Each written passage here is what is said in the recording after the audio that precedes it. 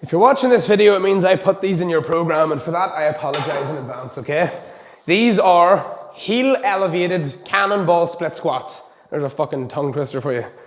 Heels elevated on a plate, toes pointed slightly out the ways like this. This is called the cannonball stance, so I'm not directly forward, but I'm not out like fucking this, like some sort of weird crab. I'm like this, okay? Roughly pointed out like this here. I'm gonna stand nice and upright, and I am going down to the depths of hell. I'm going as low as I possibly can. I can get as far as here, and there's no issue with my knees. I don't get any clicking, no pain, nothing like that, so that's how far I'm gonna go.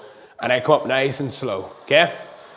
Where you position the plate is gonna be very, very important, because you'll notice if this plate is too far back, I end up coming too much forward at the bottom, okay? If the plate is too far forward, it's just fucking ridiculous. I can't get down at all, okay? So finding a position for that plate is key, okay? If you can come around here for me, please. Where you want it to be is where you hit the bottom of the movement and you're relatively upright, okay? So come down with me as I go down here, please. So come down to the ground, like low down. Yeah, thank you. So at the bottom here, I want my torso upright. If my torso is collapsed forward, back, all that sort of stuff, it's not ideal. I want to be here where I'm nice and upright, knees are pointed out like this here, and I'm driving up like this, okay?